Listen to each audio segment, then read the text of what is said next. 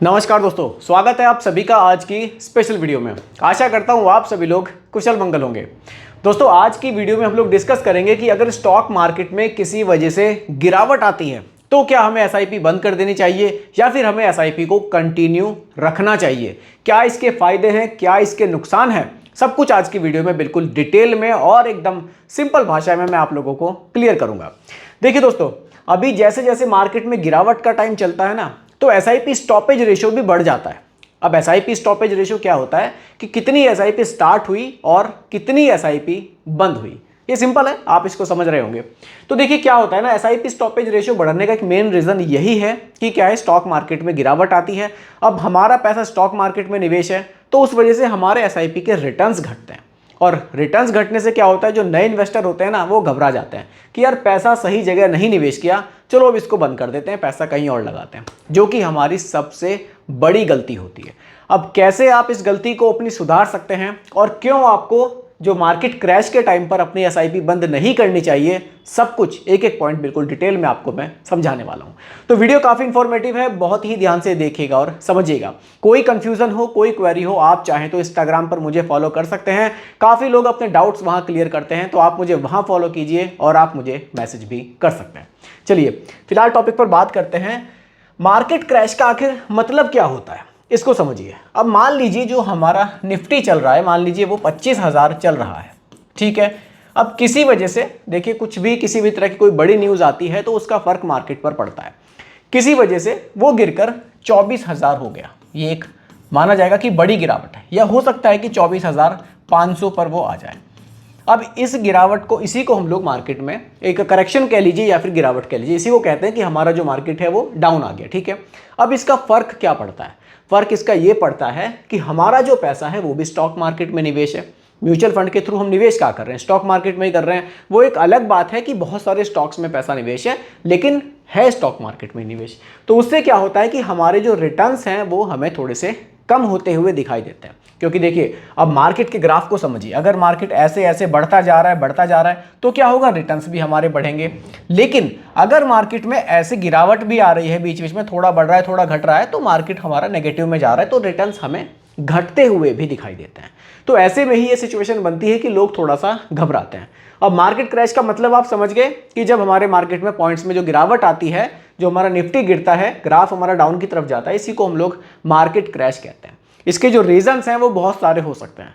किसी भी तरह के कोई ग्लोबल न्यूज़ आ जाती है मार्केट में, अभी देखिए जैसे कि हमारे जो ट्रंप हैं, उनके जो डिसीजन है उसकी वजह से मार्केट में बहुत अप एंड डाउन चल रहा है। तो उस टॉपिक पर तो नहीं जाऊंगा, बहुत बड़ा टॉपिक है, काफ़ी बड़ी फिर ये वीडियो हो जाएगी, ठीक है। अगले पॉइंट को समझिए, एसआईपी बंद करने का हमें नुकसान क्या होता है अगर हम मार्केट क्रैश में एसआईपी को बंद करते हैं। अब इस चीज़ को समझिए, जब आप एसआईपी के थ्रू निवेश कर रहे हैं तो आपको यहाँ पर यूनिट्स मिलती हैं, यूनिट्स, ठीक है। मान लीजिए एक यूनिट जो एनएवी है हमारी 10 रुपये की है, ठीक है, 10 रुपये की। आपने क्या किया, 1,000 रुपये यहाँ पर एसआईपी स्टार्ट करी, 1,000 रुपये आपके जा रहे हैं, तो 10 रुपये के हिसाब से क्या होगा कि आपको 100 यूनिट्स यहाँ मिलेंगी, ठीक है, 100 यूनिट्स। अब क्या होगा, मान लीजिए मार्केट में किसी वजह से गिरावट आ गई। गिरावट होने पर क्या होगा, ये जो 10 रुपये की चीज़ थी ये घटकर रह जाएगी 9 रुपये की, और आपका जो निवेश है वो कितना है, वो 1,000 रुपये का ही है। तो फिर ये जो आपकी यूनिट्स आपको यहाँ पर 100 मिल रही थी, अब वो ज़्यादा मिलेगी। फिर मार्केट में और गिरावट आई, मान लीजिए मार्केट में गिरावट आते आते ये जो यूनिट का प्राइस है वो रह गया 8 रुपये, 8 रुपये। अब आप क्या है, आपकी तो एसआईपी 1,000 रुपये महीना बराबर चल रही है, तो आपको क्या होगा, जो यूनिट्स होंगी वो अब 8 रुपये के हिसाब से मिलने लगेगी। यानी कि जहां आपको 100 यूनिट मिल रही थी, फिर वो यूनिट की संख्या जो है आपकी बढ़ती चली जाएगी। अब 8 रुपये के हिसाब से क्या होगा, जो आपको यूनिट हैं वो शायद 122-23 कितनी बनेंगी, उतनी आपको मिल जाएगी, 125 बनेंगी शायद। तो इस तरह से जो आपकी यूनिट्स हैं वो आपको ज़्यादा मिलती है मार्केट के गिरावट के टाइम पे। अब क्या होगा, अब मार्केट में गिरावट हमेशा तो रहेगी नहीं, कुछ टाइम बाद क्या होगा कि मार्केट में आपको फिर से बढ़त दिखाई देगी, मार्केट आपको बढ़ती हुई दिखाई देगी। उस समय हो सकता है कि जो आप चीज़ 9 रुपये की थी, 8 रुपये की थी, वो बढ़कर 12 रुपये की हो जाए। अब 12 रुपये की होने से क्या होगा, जो यूनिट्स आपने 8 रुपये में 9 रुपये में खरीदी थी ना, इनकी वैल्यू एकदम से 12 रुपये 13 रुपये तक चली जाएगी। यानी कि जो आपके रिटर्न्स हैं आपको फिर से बढ़ते हुए दिखाई देंगे।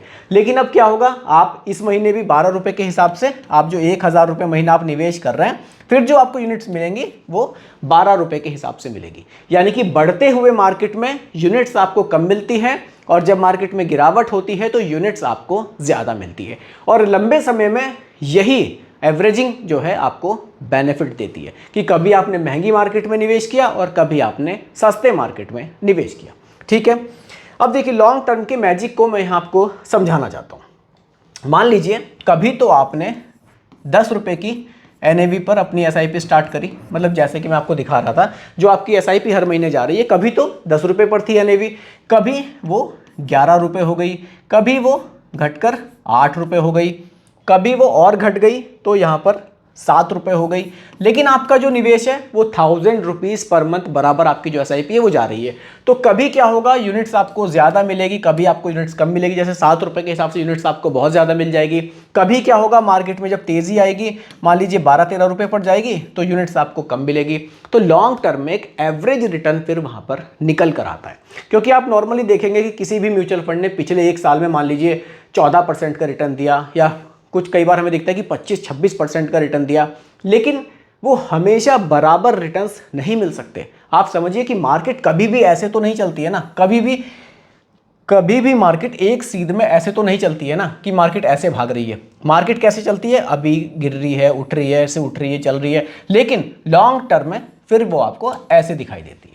यानी कि एवरेजिंग का बेनिफिट आपको यहां मिलता है, कभी भी एक समान मार्केट नहीं चलती है। तो जब आप SIP करते हैं, आप यहां भी निवेश कर रहे हैं, यहां भी कर रहे हैं, यहां भी कर रहे हैं, यहां भी कर रहे हैं, तो जो लॉन्ग टर्म के लिए आपका गेम है, जब SIP आप लंबे समय के लिए कर रहे हैं, तो ये छोटी मोटी गिरावट से बिल्कुल SIP को रोकने की जरूरत तो नहीं है।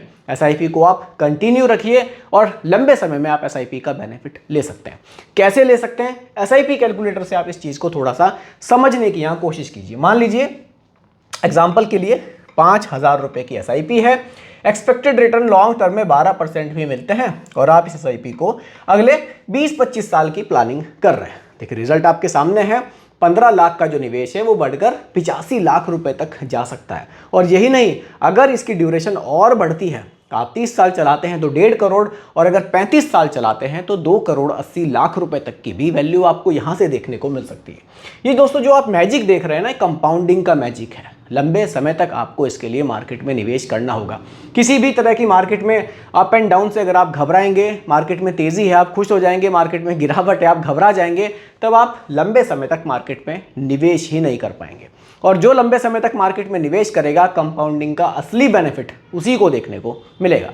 तो इसलिए जो वीडियो बनाने का मकसद ये था कि जो मार्केट में फिलहाल बहुत ज़्यादा अप डाउन चल रहा है, लोग मुझे कमेंट बहुत ज़्यादा इस बारे में कर रहे थे, तो उनको मैं यही कहना चाहूँगा कि छोटी मोटी गिरावट मार्केट में हमेशा रहेगी। हमेशा अपना जो निवेश है वो लंबे समय के लिए कीजिए और उस गोल पर फोकस कीजिए। डेली आपको चेक करने की ज़रूरत नहीं है कि मेरे रिटर्न्स गिरे हैं या मेरे रिटर्न्स बढ़े हैं, क्योंकि आपके लिए जो आप SIP कर रहे हैं वो बिल्कुल एक टेंशन फ्री गेम है। अगर आपको रोज़ की टेंशन लेनी है तो फिर क्यों ना डायरेक्टली स्टॉक मार्केट में ही पैसा लगाया जाए।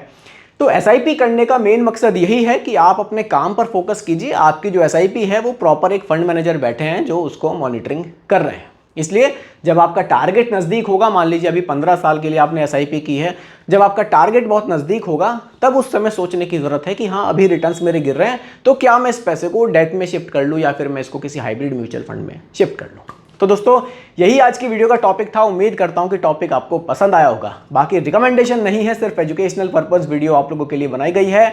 पसंद आई हो लाइक शेयर कीजिएगा, चैनल पर नए हैं सब्सक्राइब कीजिएगा। मिलते हैं जल्दी एक और नई वीडियो के साथ।